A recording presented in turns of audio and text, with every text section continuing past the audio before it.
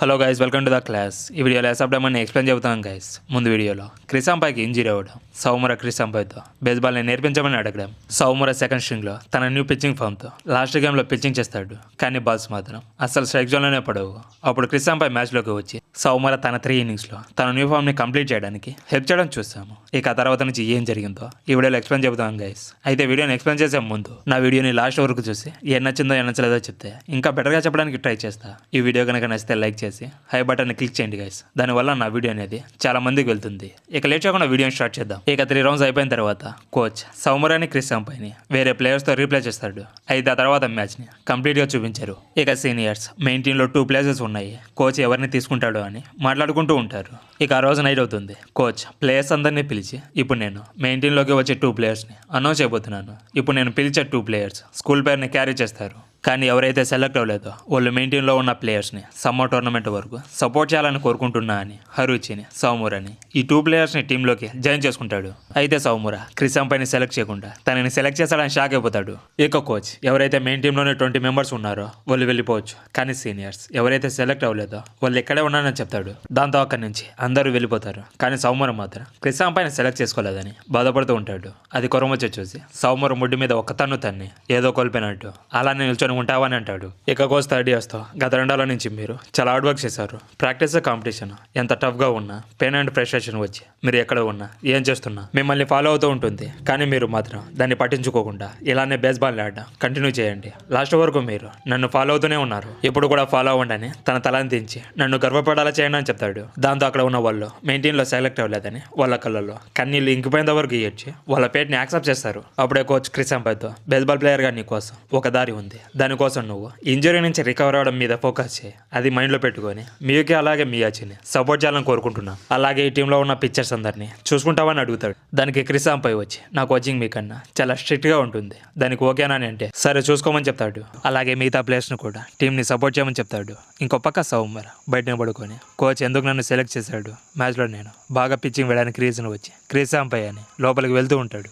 అప్పుడే సీనియర్స్ నీ బదులు క్రిసాంపాయ్ని సెలెక్ట్ చేసుకోమని చెప్పడానికి వెళ్తున్నావా, ఎవరు ఏం చెప్పినా కోచ్ నన్ను అక్నాలెడ్జ్ చేశాడు, దానివల్ల నిన్ను చూస్ చేసుకున్నాడు. ఇక్కడ మనం చేయగలిగేది ఒకటే, ఎవరైతే టీంలో జాయిన్ అవ్వలేదో వాళ్ళ కోసం మనం స్ట్రాంగ్ అయ్యి ఫైట్ చేద్దామని చెప్తారు. ఇక నెక్స్ట్ డే మార్నింగ్ స్కూల్లో స్టూడెంట్స్ అందరూ హరుచిని మెయిన్ టీంలోకి కోచ్ ఎందుకు తీసుకున్నాడో అర్థమైంది. కానీ సౌముర ఎందుకు క్రిసాంపాయ్ లేకపోయి ఉంటే ఆ మ్యాచ్లో సౌముర ఏం చేసేవాడు కాదు. తనకన్నా మంచి ప్లేయర్స్ సెకండ్ స్ట్రింగ్లో చాలామంది ఉన్నారని మాట్లాడుకుంటూ ఉంటారు. అప్పుడు జోనో వచ్చి మన టీం ఎప్పుడు కూడా నేషనల్స్గా ఏం చేస్తుంది, నెక్స్ట్ ఇయర్కి ప్రిపరేషన్ కోసం ఎప్పుడు కూడా ప్లేయర్స్ని తీసుకోరు.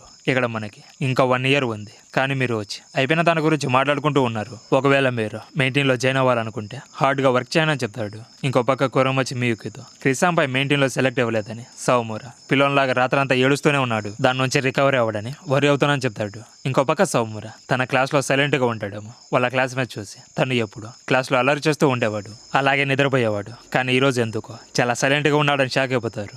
అయితే టీచర్ తను చాలా బుద్ధిగా క్లాస్ వింటున్నాడు, నా టీచింగ్ తనకి ఈరోజు బాగా అర్థమైనట్టు ఉందని ఏడుస్తూ ఉంటాడు. అయితే తనకు తెలియదు కదా రియల్ రీజన్ ఏంటో, అది తెలిస్తే గుండాకి చచ్చిపోతాడు ముసలోడు. ఇక సౌముర సీనియర్ చెప్పిన మాటల్ని గుర్తు చేసుకుని తన కోసం స్ట్రాంగ్ అవ్వాలి, అదొకటి మాత్రమే చేయగలనని గ్రౌండ్లో రన్ చేస్తూ ఉంటాడు. అది మియుకి చూసి నువ్వు ఊరికే వరి అయినట్టు ఉన్నావు, దానివల్ల తను ఇంకా ఫైర్ అప్ అయ్యాడని చెప్తాడు. అప్పుడే క్రిసాంపాయ్ ఎప్పుడు తను పాజిటివ్గా ఉంటాడు, అదే తన స్ట్రెంత్. అలాగే ఓవర్గా ప్రాక్టీస్ చేస్తాడు, అది మనం చూసుకోవాలి, లేకపోతే తనని పూజ చేసుకొని ఇంజురీ అలా చేసుకుంటాడని చెప్తాడు. ఇంకో పక్క డైరెక్టర్ కోస్తో టాంబా మంచి షేప్లో లేడని ఇంకో పిక్చర్ని టీంలోకి తీసుకున్నారని అడిగితే ఇక్కడ పిక్చర్స్ ఎన్ని స్ట్రైక్ అవుట్ చేశారు, ఎన్ని రన్స్ ఇచ్చాడు అదంతా నేను చూడను, నేను చూసేదల్లా పిక్చర్ పిచ్చింగ్ని ఎంత బ్యాడ్గా వేసినా దాంతో మన టీం విన్ అయితే చాలు. అలాంటి ఏస్ని నేను చూడాలని అనుకుంటున్నా. అయితే మన కరెంట్ టీంకి ఏస్ లేడు, ఈ టోర్నమెంట్ని యూజ్ చేసుకోవడానికి పిక్చర్ని ఏస్ లాగా ఇంప్రూవ్ చేయాలని చూస్తున్నా. ఒకవేళ పిక్చర్ ఫామ్లో ఉంటే తను ఫస్ట్ ఇయర్ అయినా 3rd ఇయర్ అయినా టీంలోకి తీసుకుంటారని చెప్తాడు. ఇక నెక్స్ట్ డే 4 to 5 మధ్యలో బయట వర్షం పడుతూ ఉంటుంది. అయినా కూడా సౌముర రన్నింగ్ చేయడానికి వెళ్తూ ఉంటాడు.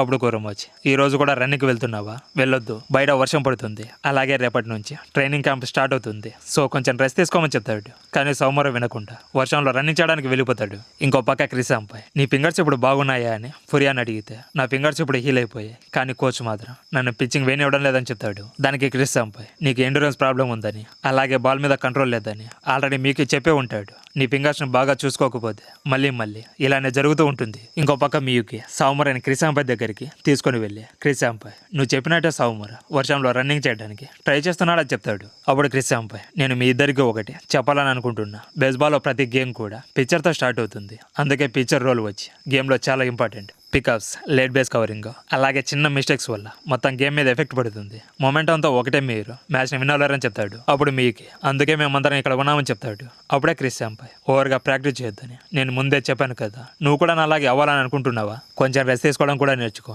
సో ఈరోజు లైట్గా వర్కౌట్ చేసి రెస్ట్ తీసుకోమని చెప్తాడు. దాంతో సౌమర్ ఎమోషనల్ అయిపోతాడు. తను చూసి క్రిస్సాంపై కూడా చాలా ఎమోషనల్ అయిపోతాడు. అప్పుడే అక్కడికి కూరమొచ్చి వచ్చి పిల్లల్లాగా మళ్ళీ ఏడుస్తున్నావా, మేము కూడా హెల్ప్ చేస్తామని చెప్తాడు. అప్పుడు క్రిస్సాంపై వచ్చి నేను టీం కోసం మీ ఇద్దరిని కంప్లీట్గా పిక్చర్స్ని చేస్తున్నా, నేనేమీ బేస్బాల్ ప్లేయర్గా రిటైర్డ్ అవ్వడం లేదని చెప్తాడు. దాంతో సౌమర ఫేస్ దీపంలా వెలిగిపోతుంది. ఇంకో పక్క మియుకి సైడ్ నుంచి క్రిస్సాంపైని చూస్తూ క్యాచర్ పొజిషన్ కోసం తనతో కంపీట్ చేయడానికి ఈ స్కూల్కి వచ్చానని తన మనసులో అనుకుంటూ ఉంటాడు. అయితే అందరూ సౌమర దగ్గరికి వెళ్ళి సరదాగా మాట్లాడుకుంటూ ఉంటారు. అయితే ఫురియా ఒకడు అదంతా పక్కన నుంచి చూస్తూ ఉంటాడు. అది మియుకి చూసి ఎప్పుడు చూసినా సౌమర దగ్గర చాలా మంది ఉంటారు, కానీ నువ్వు మాత్రం ఆదర్శని ఎప్పుడు ఇగ్నోర్ చేస్తావు. మీ ఇద్దరు చాలా డిఫరెంట్, కానీ నువ్వు నీలాగే బాగున్నావు. నువ్వు టీంని నీ స్ట్రెంత్తో లీడ్ చేస్తావు, అది నీ స్టైల్. బట్ ఫ్రాంక్గా చెప్పాలంటే అందరికీ ఒకే స్టైల్ ఆఫ్ పిచ్చింగ్ ఉంటే నాకు కూడా ఫన్గా ఉండదని ఎంజాయ్ చేస్తూ చెప్తాడు. ఇక సౌమర అండ్ ఫురియాకి అందరూ నేర్పిస్తూ ఉంటారు. అది టాంబా బయట నుంచి చూసి నా ఏస్ నెంబర్ని అంత ఈజీగా ఎవరికి ఇవ్వని చెప్పి అక్కడ నుంచి వెళ్ళిపోతాడు. ఇక నెక్స్ట్ డే నుంచి సమ్మర్ ట్రైనింగ్ క్యాంప్ స్టార్ట్ అవుతుంది. అక్కడ అందరూ ప్రాక్టీస్ అవుతూ ఉంటారు.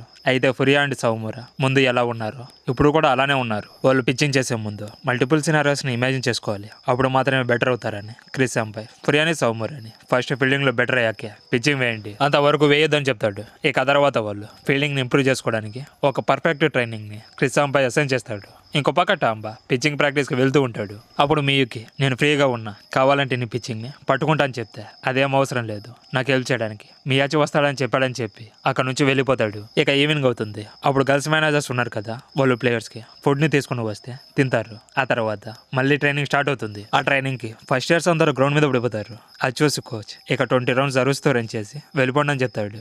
ఇక ఫస్ట్ ఇయర్స్ రన్నింగ్ని ఫినిష్ చేసి రూమ్కి వెళ్ళిపోతారు. ఇక నెక్స్ట్ డే క్యాంపులో ఫురియా వచ్చి ఫీల్డింగ్ని ప్రాక్టీస్ చేస్తూ ఉంటాడు. బట్ సౌముర తను బాల్ని స్ట్రైట్గా దూరం నుంచి త్రో చేయలేడు కాబట్టి క్రిస్సాంపై సౌమురని తన న్యూ ఫామ్ని టవల్తో కాకుండా బాల్స్ని యూజ్ చేసి ప్రాక్టీస్ చేయి, కానీ ఒక పిచ్ని త్రో చేసేటప్పుడు ఎలాంటి ఫీలింగ్ని ఫీల్ అయ్యావో మర్చిపోద్దని చెప్తాడు. ఇక థర్డ్ డే క్యాంప్లో హరీచ్ ఫీల్డింగ్ని ప్రాక్టీస్ చేస్తూ ఉంటాడు. అయితే ప్రాక్టీస్ చేసి అలిచిపోయి బాల్ని పట్టుకోలేకపోతాడు. అప్పుడు కొమ్మినట్టు నువ్వు టైర్డ్ అయిపోయి ఉంటే వెళ్ళి రెస్ట్ తీసుకో, నీ ప్లేస్ని తీసుకోవడానికి ఇక్కడ చాలా మంది ఉన్నారని చెప్తాడు. ఇంకో పక్క ఫురియా బ్యాటింగ్ని ప్రాక్టీస్ చేస్తూ ఉంటాడు. ఇక లాస్ట్ సౌముర తను ముందులాగే పిచ్చింగ్ని ప్రాక్టీస్ చేస్తూ ఉంటాడు. అలాగే క్రిస్సాంపై తన పక్కన ఉండి హెల్ప్ చేస్తూ ఉంటాడు. ఇక టాంబా అండ్ కవకామి బుల్పెన్లో పిచ్చింగ్ని ప్రాక్టీస్ చేస్తూ ఉంటారు. అలా అందరూ నైట్ వరకు ప్రాక్టీస్ చేస్తూ ఉంటారు. ఆ తర్వాత గ్రౌండ్ని 20 రౌండ్స్ అరుస్తూ రన్ చేసి రూమ్కి వెళ్ళిపోతారు.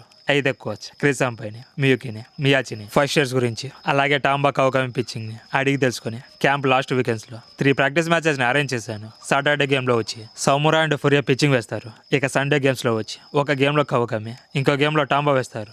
అయితే గేమ్లో నాకు స్కోర్తో పని లేదు, అక్కడ పిచ్చర్స్ మెంటల్గా స్ట్రాంగ్గా ఉన్నారా లేరా అని నాకు తెలియాలని చెప్తాడు. ఇక నెక్స్ట్ 4th డే క్యాంప్లో కూడా అందరూ ప్రాక్టీస్ అవుతూ ఉంటారు. ముందులాగే ప్రాక్టీస్తో అందరూ అలసిపోయి ఉంటారు. అప్పుడు మీకి టాంబా దగ్గరికి వెళ్ళి సీక్రెట్గా మీరు ఫోర్క్ బాల్ని ప్రాక్టీస్ చేస్తున్నారా, నీ హైట్కి ఆ వేపను పర్ఫెక్ట్గా సూట్ అవుతుంది, కానీ మీరు ఎన్ని బ్రేకింగ్ బాల్స్ని త్రో చేసినా మీకు లైఫ్ని ఇచ్చేది ఫాస్ట్ బాల్స్ మాత్రమే, అది అసలు మర్చిపోద్దని చెప్తాడు. దానికి టాంబా మనసులో తనకి ఏమనిపిస్తుందో అది సీనియర్స్కి చెప్తాడు. ఓపెన్గా చెప్పాలంటే నాకు తనంటే అసలు నచ్చడని అనుకుని ఫోర్క్ బాల్ యూజ్ అవుతుందా లేదా అని చెప్పాల్సి క్యాచర్ జాబ్, కానీ నా పిచ్చింగ్ మీద నాకు నమ్మకం ఉందని చెప్పి అక్కడ నుంచి వెళ్ళిపోతాడు. ఇక నైట్ సౌమర ఫురియా ఇద్దరు మియుకి దగ్గరికి వచ్చి వాళ్ళ పిచ్చెస్ ని క్యాచ్ చేయమని అడుగుతారు. అయితే మియుకి ఫస్ట్ స్నానం చేసి తన రూమ్కి రమ్మని చెప్తాడు. ఇక ఇద్దరు స్నానం చేసి వెళ్తే అక్కడ సీనియర్స్ అందరూ ఉంటారు. ఇద్దరిని వాళ్ళ దగ్గర ఇరికించి తను హాయిగా పడుకోవడానికి జోరో రూమ్కి వెళ్ళిపోతాడు. అప్పుడు కురమచ్చి సీనియర్స్తో సౌమరకి గర్ల్ ఫ్రెండ్ ఉంది, అయితే తనకి తెలియకుండా నేను రిప్లై ఇస్తున్నానని చెప్తాడు. అలా అందరూ సరదాగా మాట్లాడుకుంటూ నైట్ని గడుపుతారు. ఇక నెక్స్ట్ డే మార్నింగ్ వచ్చి క్రిస్సాంపై ఫురియా అండ్ సౌమర దగ్గరికి వెళ్ళి ఈవినింగ్ వార్మప్ అయ్యి పిచ్చింగ్కి రెడీగా ఉండండి, మియాచి మీ పిచ్చెస్ని పట్టుకుంటాడని చెప్తాడు. ఇక ఈ రోజు ప్రాక్టీస్లో డిఫరెంట్గా కోచ్ వచ్చి ట్రైన్ చేస్తాడు. తను సింగిల్ హ్యాండ్తో అక్కడ ఉన్న సీనియర్స్ అందరినీ హ్యాండిల్ చేస్తాడు. అయితే రోజులాగే కాదు, లాస్ట్ రోజు ట్రైనింగ్ వచ్చి ముందు కన్నా ఎక్కువసేపు ఉంటుంది. దానికోసం లైట్స్ని కూడా ఆన్ చేస్తారు. అది పక్కన ఉన్న ప్లేయర్స్ చూసి ఎంతవరకు సీనియర్స్ ఇలానే ప్రాక్టీస్ చేస్తూ ఉంటారు, వాళ్ళే మాస్టర్స్ అనుకుంటే ఆ మాస్టర్స్ అందరినీ సింగిల్ హ్యాండ్తో హ్యాండిల్ చేస్తున్నాడు. తను వాళ్ళకంటే పెద్ద మాస్టర్ అని అనుకుంటారు. ఇక సీనియర్స్ అందరు ఎడ్జ్లో ఉంటారు, వాళ్ళ లెగ్స్ కూడా వాళ్ళ మాట వినవు. అప్పుడు కోచ్, ఏమైంది యూకి, నువ్వు లేవలేని పరిస్థితుల్లో ఉన్నావా అని అంటే కోచ్ యూకిని కెప్టెన్ చేసినప్పుడు సీనియర్స్ నిన్ను కెప్టెన్గా ఎంచుకున్నారు. ఇక నేను అందరినీ బాగా చూసుకోమని చెప్పడం లేదు, నీ ఆటతో ప్లేయర్స్ని లీడ్ చేస్తే చాలని చెప్పి ఉంటాడు. అది యూకి గుర్తు చేసుకొని తన కాళ్ళ మీద నిల్చొని ఇంకోసారి వేయమని చెప్తాడు. దాంతో ప్లేయర్స్ అందరూ ఫైర్ అప్ అయ్యి వాళ్ళు కూడా ఇంకోసారి మాకు కూడా వేయండి అని చెప్తాడు. మ్యాన్, ఈ సీన్ ఎనిమిలో చూస్తే అంత ఇంత కిక్కు కాదు మా అమ్మ, గూస్ పింపుల్స్. అది ఫస్ట్ ఇయర్ చూసి షాక్ అయిపోతారు. ఇక నైట్తో ట్రైనింగ్ క్యాంప్ అయిపోతుంది. ఇక డిన్నర్ టైంలో సౌమురా అండ్ ఫురియా మియూకి దగ్గరికి వెళ్ళి మా పిక్చర్స్ని ఎప్పుడు పట్టుకుంటామని అడుగుతారు. అప్పుడు ఫురియాకి బ్రేకింగ్ బాల్స్ని ఎలా త్రో చేయాలో మీకు ముందు చెప్పి ఉంటాడు, అది గుర్తు చేసుకుంటాడు. ఇంకో పక్క ఆరుచ్ ఫస్ట్ ఇయర్స్ని ప్రాక్టీస్ నుంచి మధ్యలోనే బయటికి పంపించడం గుర్తు చేసుకుంటూ తను ఎందుకు లేడని బాధపడుతూ ఉంటాడు. ఇక నైట్ జోను హరుచ్ పడుకొని ఉంటే, నువ్వు పడుకొనే ఉన్నావా, నేను బ్యాట్ని స్వింగ్ చేయడానికి వెళ్తున్నా, నేను మెయిన్ టీంలో జాయిన్ అవ్వడానికి అంత మంచి ప్లేయర్ని కాదు, అందుకే నేను ప్రాక్టీస్కి వెళ్తున్నా అని చెప్తాడు. అప్పుడు ఆరుచ్ వాళ్ళ బ్రదర్ చెప్పిన మాటల్ని గుర్తు చేసుకొని నేను కూడా ప్రాక్టీస్కి వస్తా అని తనతో పాటు ప్రాక్టీస్కి వెళ్తాడు. అయితే అక్కడ జోనాని పంపించింది ఎవరో తెలుసా, ఎవరో కాదు వాళ్ళ బ్రదర్. అది విన్న తర్వాత తన రియాక్షన్ చూడాలని అక్కడ బయటని పడుకొని తన మాటల్ని విని అక్కడ నుంచి వెళ్ళిపోతాడు. ఇక తెల్లారితే షెడోకి వేరే స్కూల్తో మ్యాచ్ ఉంటుంది. అందులో పిక్చర్స్ వచ్చి సౌమురా అండ్ ఫురియా. ఇక ఈ మ్యాచ్ని నెక్స్ట్ వీడియోలో చూద్దాం. ఈ వీడియోని ఎవరైతే లాస్ట్ వరకు చూసారో వాళ్ళందరికీ థ్యాంక్ యూ గైస్. ఇక నెక్స్ట్ వీడియోతో మళ్ళీ కలుద్దాం. అంతవరకు సెలవు తీసుకుంటూ మీ అనివి రివ్యూస్ తెలుగు.